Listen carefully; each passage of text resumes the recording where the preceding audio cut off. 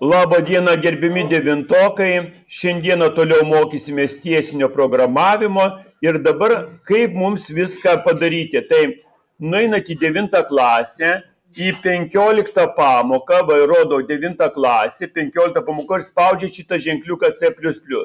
Pakliūnat į šitą 15 pamokos aplinką ir paspaudžiat namų darbai. Praeitą pamoką mes darėme šitos namų darbus, dabar užduosiu jau kitą medžiagą ir paaiškinsiu.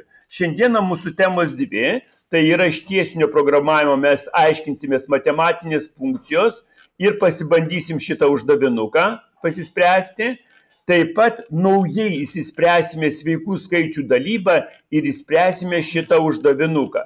Jeigu kas daugiau susipažinę arba neįdomu, kad aš čia viską aiškinau, jūs jau žinote, galite iš karto daryti va šitos uždavinukus. Ir namų darbas bus 3., 4. ir 5 uždaviniai. Jeigu kas jau žino šitą medžiagą, kurią aš jau dabar čia aiškinsiu, jūs galite sau ramiai dirbti ir nekreipti dėmesio. O dabar visiems aiškinu. Taigi, visi nueiname į vadovėlio 12 puslapį, visi nueiname į vadovėlio 12 puslapį ir įspręsime šitą uždavinį, tiksliau jis yra įspręstas, bet pasiaiškinsim šitą uždavinį. Paimam šitą uždavinį ir nukopijuojame. Atsidarome C++ Compiler Online, C++ Compiler Online.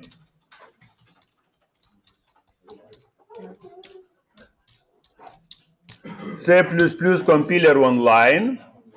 Atsidarom tą, kur praeitą pamoką mes jau buvom atsidarę, tai šitą redaktorių. Atsidarom šitą redaktorių. Galim susitvarkyti jį, reiškia, kad jisai gražiai rodytų, nes aš tai asmeniškai tikrai noriu, kad jūs ten aiškiau matytumėte, todėl aš tikrai tvarkysiuos jį, kad jūs matytumėte, kaip tas tvarkymas vyksta. Aš pasidarau baltą. Pasidariau, kad large būtų, kad jūs matytumėte ir kad čia man viskas būtų labai aiškiai rodoma jums. Šitą aš įsitrinsiu, man nereikia komentaro vietos čia. Atkreipkite dėmesį, turi būti C++ language. Būtinai atkreipkite šitą dėmesį. Ir kaip mes praeitoj pamokoje šnekėjome, galim tiesiog šitą koduką įdėti nukopijavę iš mūsų reiškia vadovėlio. Va tai vadovėlis atrodys. Dabar, kas čia naujo pridėjau, ne? Tai žiūrėkit, dabar labai naujų dalykų yra. Jostrim šitas buvo. Šita biblioteka buvo. C-Math yra skaičiuojama su matematika. Su matematika, jeigu kažkas tai bus surišta su matematika, tai turės būti įdėta, kad formulės funkcijas paimtų, tai C-Math naudojama. Jo manip, kad gražiai parodytų rezultato eilutę, kad nebūtų tekstas prilipęs prie skaičių ir taip toliau. Šita eilutė biblioteka reikalinga. Na ir kaip visada aš jums mokiau, kad using name std naudoti, kad nereikėtų rašyti prie kiekvieno C autoeilutės std. Na ir mes čia dabar matome pi. Pi panaudojimą kaip konstantą, ne? Va. Toliau pasitaisom, jeigu mes čia copy-paste pasidarėm, truputį pasitaisom, kad logiškumas būtų mūsų, tai kintamųjų aprašymas realiais skaičiais, tai po kablelio skaičiais, ne? Double R, D ir C. R, D ir C kintamieji, ne? Toliau šitą sakinuką mes jau žinome, išvedimas į ekraną C autoeilutė. Aš dar čia visą laiką mokau, kad padarytumėt srautinį handle, bet jisai dirba ir be šito. Bet kada paskui reikės daryti uždavinius rimtesnius ir su kode bloku šitas gali nedirbti. Tai todėl iš karto pratinkitės. Cin yra nuskaitimas ir dabar, reiškia, vyksta matematika pi. Vat matot pi konstanta, va pi. Reiškia, pi dauginti iš D. Iš kur tas pi, kaip ten viską padaryti, va iš šitos pasiema bibliotekos visą pi, va šitą, kad galėtų skaičiuoti, ne? Nu ir va čia va dabar paskutinė eilutė, kuri irgi jums naujiena bus, tai yra užrašas cout. Matot, labai jinai ilga, ta eilutė pasidarės, matote, set6 atsirado, fiksuoja set protation 2. Ir čia pamatysite atitraukimai. Juos pakeisim ir pažiūrėsim, kaip čia dirba. Dabar tiesiog padirbam, gerai? Paspaudžiame, dar pagal vadovėlį reikia mums sužinoti, ką mums įvesti, kokį mums skaičių įvesti. Tai nueiname į vadovėlį, mes turime įvesti, kad gautume rezultatą skirsmo, kai R bus 2, tai turi būti 4, ne? O apskritimo 12,57. Nu ir dabar pažiūrim, ar programa mūsų dirba, kai 4 įvesime. Paspaudžiam run, įveskite apskritimo spindulį, čia R tas yra. Tai 4 paspaudžiam ir spaudžiam R. Ir matome, kad viską labai gerai parodo. Gerai, taip?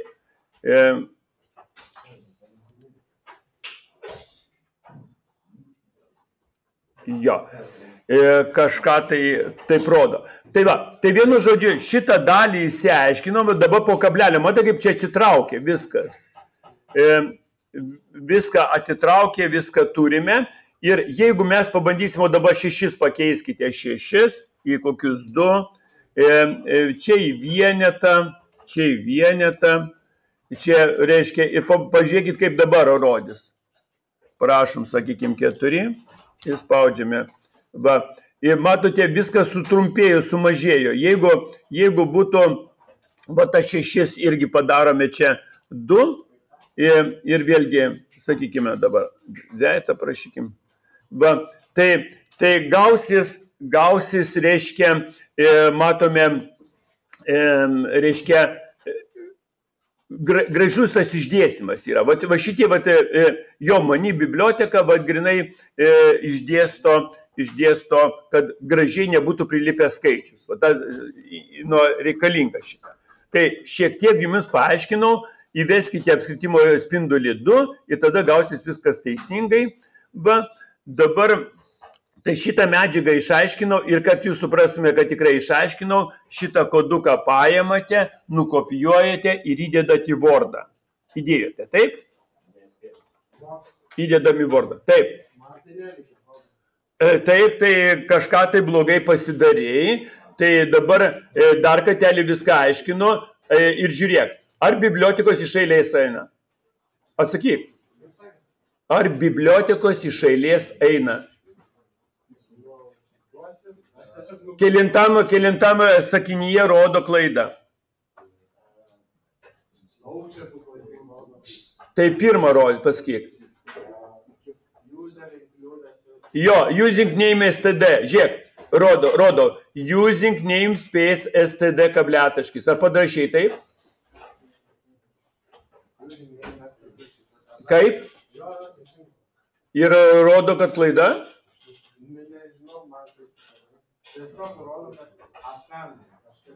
Gerai, tai mes dabar šitą dalį įsiaiškinskim, ten viskas parodyta. Dabar prie šitos dalies nesustosiu. Dabar šitą nukopijavit, koks yra. Aš paskui po to filmuko prieisiu, pažiūrėsiu. Nukopijuok į Wordą ir paskui žiūrėsime. Dabar noriu, kad mes kartu įspręstume vėl tiesinį uždavinuką. Tai iš vadovėlio nueiname į uždavinyną sveikųjų skaičių dalybą, sveikųjų skaičių dalybą. Ir mūsų tema dabar, reiškia, yra miesto informatikos olimpiadoje reiškia, 9-okai, ne? Čia va šitą uždavinuką įspręsti. Bus puslapį 16, antras uždavinys. Dabar nuo 0 ir pradėkime spręsti ir bandykime viską susidėlioti kartu su manim, gerai? Viską nuo pat pradžių. Taigi, atsidarom programą. Čia laukį išmetu viską. Dabar šiandieną supažindysiu su reiškia, dar vienu, reiškia, komentaro ženklu. Tai jeigu norim ilguoju, norim pasidaryti savo, reiškia, kad galėtume uždavinį matyti. Tai brūkšniukas žvaigždutė, įdedu tekstą ir žvaigždutė brūkšniukas. Padarykite taip. Ar turime? Pasidarome.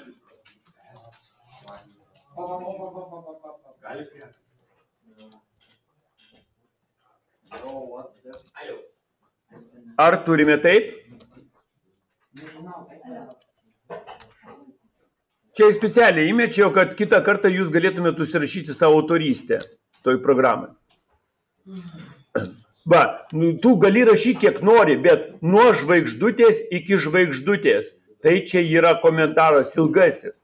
C++ kalboje ilgasis komentaro ženklas. Ne? Nuo žvaigždutės iki žvaigždutės. Dabar įsiaiškinkime uždavinį. Miesto informatikos olimpiadoje dalyvavo N devintokų. Mokytojai nupirko M saldainių, Nomeda, ir išdalijo mokiniams po lygiai. Saldainių neliko arba liko mažiau, negu yra mokinių. Po kiek saldainių S gavo kiekvienas mokinys ir kiek saldainių K kintamasis liko mokytojai. Parašykit programą. Tai ką dabar darysime? Dabar pirmiausiai apsirašom kintamuosius. Tai dar variantas yra toksai, kad pirmiausiai ir kai mes šnekėjom, mums reikalinga dar biblioteka papildoma. Aš šitą vietą ištrinsiu, kadangi jau jums pamokiau, bet pas jumis tegul būna jinai. Gerai? Kaip įdėti, reiškia, komentaro ženklą. Dabar using name std. Using name space iš karto, va, N raidė paspaudžiau ir iš karto rodo vidiklės. Tai 2 kartus su pelė paspaudžiame ir std. Tada nereikės rašinėti, va, kaip čia va, yra jums kode, tų std yra galimybė, kad mažiau suklysite. Va. Dabar, reiškia, mes turime saldainius. Turime mokytojus ir turim mokinius. Kaip jūs galvojat, kokius duomenų tipus mes naudosime, jeigu turime saldainį, visą saldainį, ne po pusę saldainio, mokinį visą ir mokytoją visą? Ar mes sveikus skaičius naudosim, ar realiuosius? Taip, sveikiai skaičiai, nes čia visi sveiki. Ir saldainis bus pilnas, ir mokinys yra visas, ir mokytojas visas, ne po pusę. Ne? Todėl sveikiesiams skaičius, kokius mes duomenų tipas, kaip vadinasi? Int, šaunuoliai, labai gerai, labai gabus. Reiškia, int. Tai mes rašome int sveikiesiems duomenų tipas. Primenu, int yra duomenų tipas, ne kažkas kitas, bet duomenų tipas. Dabar mums sąlyga sako, kad reikia, reiškia, mokytojai nupirko M saldainių. M, tai yra viso saldainių nupirko. Tai mes ir parašom, reiškia, M. Įdedam kablelį ir komentuojame. Viso saldainiai. Viso saldainiai. Dabar pagal sąlygą yra olimpiadai dalyvavo devintokai. Tai kintamasis N kintamasis. Pakomentuojame mokiniai, kurie dalyvavo. Taip. Toliau mums reikia pagal sąlygą, reiškia, reikalauja, po kiek saldainių gavo kiekvienas mokinys ir kintamasis yra S. Kas čia yra S? Ar čia bus rezultatas ar duomenys? Duomenys reikės įvesti. Ar jau čia suskaičiavus jau bus po kiek mokinių? Po. Tai yra rezultatas. Jeigu yra rezultatas, jis turi būti nulis, jis turi nieko ten nebūti. Todėl mes S iš karto nunulinam, kad neatsirastų atsitiktinio skaičiaus. S yra nulis. Toliau, kiekvienas mokinys ir kiek saldainių K liko mokytojai, likutis K. Tai kas čia yra rezultatas ar duomenys? Kiek liko rezultatas. Vėl nunulinam, nes jis negali būti atsitiktinio skaičius. Tai mes turime M duomenis, visos saldainiai, N mokiniai yra duomenis, o S yra rezultatas ir K rezultatas. Aš šitą dalį supratote? Supratote, ne? Gerai, liuks. Dabar mes turim paprašyti, kad įvestų mums, kiek viso saldainių nupirko mokytoje ir kiek tų mokinių buvo olimpiadoje. Todėl mes su C-out eilutė paprašom vartotojo, kiek saldainių nupirko mokytoje. Kiek saldainių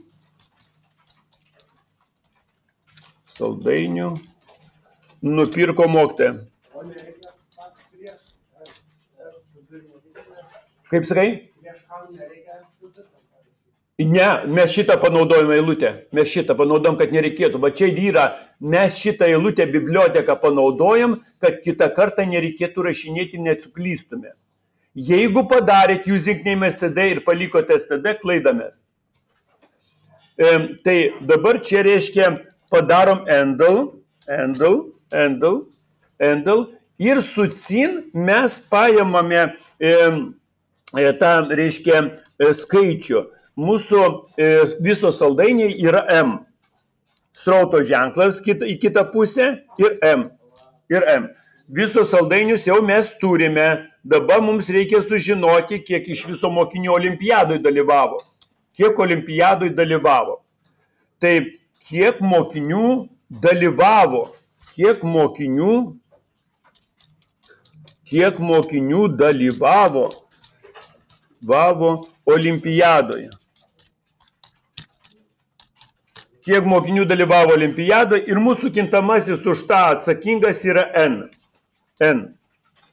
Nu va, mes jau turime apsirašę, duomenis turime. Dabar reikia mums suskaičiuoti matematiškai, kaip mes darysime. Nu, tai mums reiškia, prašo, reiškia, sąlyga, prašo, kad mes suskaičiuotume du rezultatus. Tai pirmas rezultatas yra, po kiek saldainių gavo kiekvienas mokinys. Po kiek saldainių. Tai koks dabar nuobus dalykas. Tai aš taip įsivaizduoju, kad visos saldainius reikia padalinti iš mokinių skaičiaus. Ar jūs teisingai sakau? Taip. Tai dabar ką darome, kad saldainiai S lygu viso saldainių kintamasis M, dalybos ženklas iš N mokinių, kabliataškis. Tai saldainių kiekis padalinamas iš mokinių. Kaip pavyzdys, 10 saldainių yra, 2 mokiniai, tai gausis po 5 saldainius. Ne? Mes šitą turime. Toliau.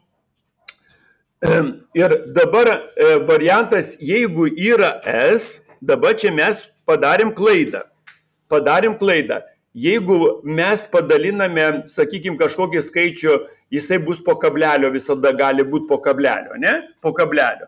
Todėl mums gali mest klaidą, nes S po kablelio nesveikas skaičius, jie jau yra realus skaičius. Todėl mes mokinius užbaikime, kabliataškį dėkime, kabliataškį, o vat S kintamajam priskirkime double arba float, bet geriau double. Double reiškia duomenų tipą, ne? Double. Ir mums kartu tiks ir kintamajam K. Šitą double panaudoti. Ir jam ten kablelį uždėkime, kablelį, kad double tiks ir K. Tai mes dabar sužinojome, kiek kiekvienas mokinys gauna saldainių, kiekvienas mokinys. Dabar klausimas yra, kiek mokytojai liko, reiškia, tų saldainių, ar kažkiek tai liko. Gal pusė to saldainių arba nepadalinamos tos skaičius yra. Kai mes sužinosime, jūs dabar mane pataisykite, jeigu aš ne tai pasakysiu. Tai reiškia, M, tai yra viso kiek saldainių buvo, reikia atimti iš vieno mokinio, kiek vienas mokinys gavo. Ar teisingai? Tai kaip reikėtų daryti? Padalinti. Gerai, šaunuolį. Tai dabar K yra kiek mokytojai liko. Ir ką mes čia gausime, čia ne visai šaunuoliai.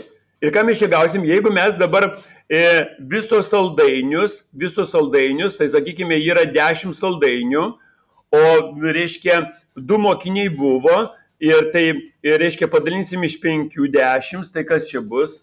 Tai čia iš vieno padalinsime.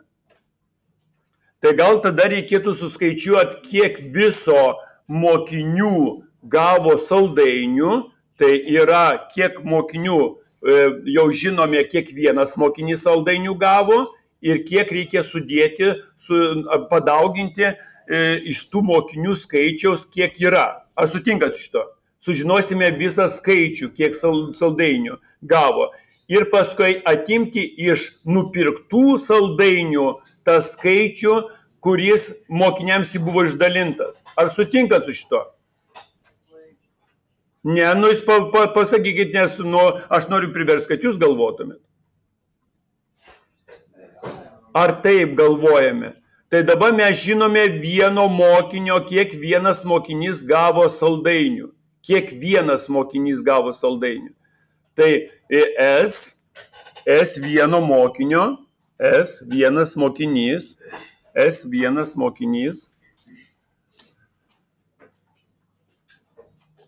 dauginti iš N. Ką čia mes gausime? Gausime viso kiek saldainių. Pavyzdžiui, sakykime, po 2 saldainius, jeigu kaip 5 mokiniai, po 2 saldainius 10 saldainių buvo, po 2 saldainius mes, reiškia, žinom, kad vienas mokinys gavo 2 saldainius, o 5 mokiniai. Tai 5 padauginome iš mokinių skaičiaus, 2 padauginom iš 5 mokinių, tai gausim 10, bet saldainių buvo nupirkta 11. Tai iš 11 atimus 10, kiek liks mokytojai? Kas? 3? Kas čia pasakė? 3. Iš 11 atimti 10. Pirmos klasės uždavinys pradinės mokyklos. Ačiū gerai, kad 1. Ir ta K dabar jau tikra ta K. Čia gal reikia dar papildomo vieno kintamojo. Dar vieno kintamojo reikia. Dar vieno pakintamojo, nes mums reikia rezultatų. Sakykime, reiškia, tegul būna A kintamasis. Čia nuėmam kabliataškį. Padarome, kad čia, čia kabliataškis. O čia parašome, kiek viso saldainių gavo mokiniai. Saldainių gavo mokiniai. Kiek viso gavo saldainių, A bus atsakingas už šitą bus. Va. Ir tada jau mes galime, reiškia, rašyti likutį K lygu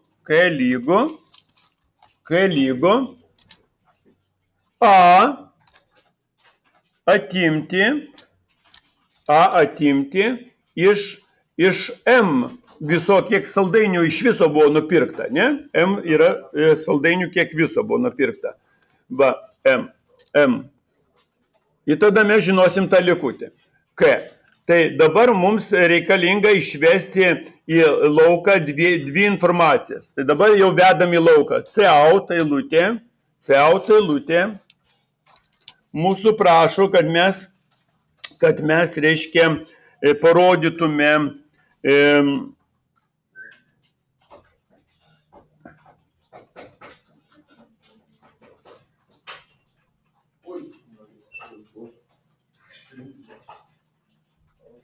tai kiek gavo kiekvienas mokinys, tai dabar praneškime, kiek gavo saldainių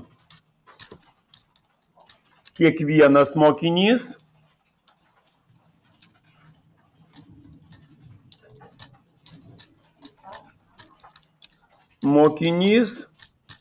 Čia biskį tarpelį pasidarome, kad nebūtų prilipti, aišku, su biblioteka būtų galima, tik kur aiškinau, pasidaryti daug gražiau, kad būtų. Ir čia mums atsakingas yra S, man atrodo, kintamasis, taip? Kiekvienas mokinys, S, kintamasis. Endl, kabliataškis. Ir dabar eilutė kita būtų, cout, vėl, kiek mokytojai liko saldainių. Kiek mokytojai liko saldainių.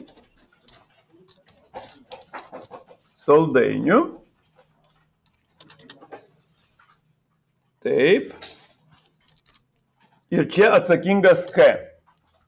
kaip ir reikalauja mums vadovėlio užduotis.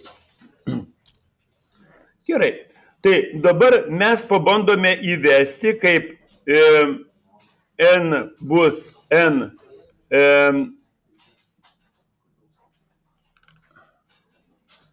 kai mokinių bus 7, o saldainių 23. Vadovėlį taip reikalauja. Ir turi gautis S3, reiškia, kiekvienas mokinys gavo po 3, o mokytojai liko 2. Na ir pažiūrime, ar gerai dirba. Pažiūrime, kiek saldainių nupirko. Tai čia M yra 23, ar ne? Saldainių nupirko 23. Tai 23. Kiek mokinių dalyvavo olimpiadui? 7.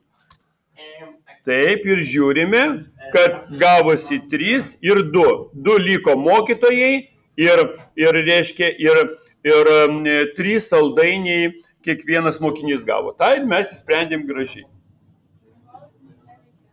Taip, neveikia kažkur, tai yra klaidikė padaryta. Tai dabar labai didžiai žiūrėkite, jeigu čia dar dadėtume biblioteką jo manip, mes dar galėtum dar labai gražiai šitos sakinius padaryti, bet sakykime, kad bent jau šitą dalį įsiaiškinti, tai dabar labai didžiai žiūrėkite. Jeigu kažkas tai kažkur tai jums ten galėjo sunku matyti, jūs ateinate, nusifotografuojate.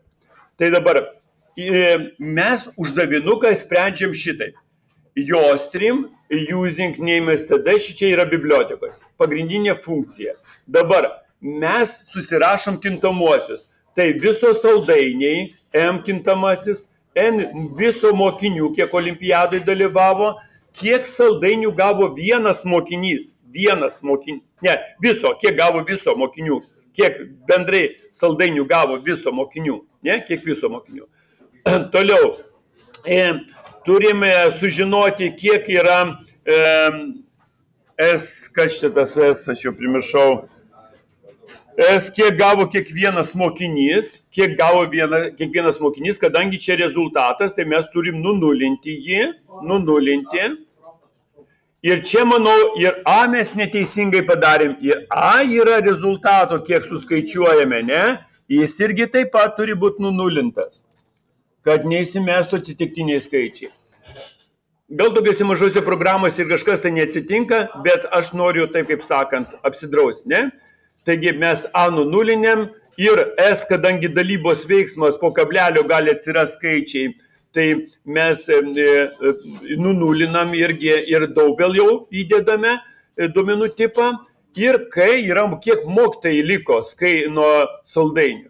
Dabar mes duomenų tipus, ne duomenų tipus, o duomenis, kuriuos pasiimam, kur duoda vartotojas, tai yra M, saldainių kiek nupirko ir kiek mokinių dalyvavo. Toliau mūsų skaičiavimai yra, kiek kiekvienas mokinys gavo. Čia pakomentuoju, kiek kiekvienas mokinys, kiekvienas mokinys gavo saldainių.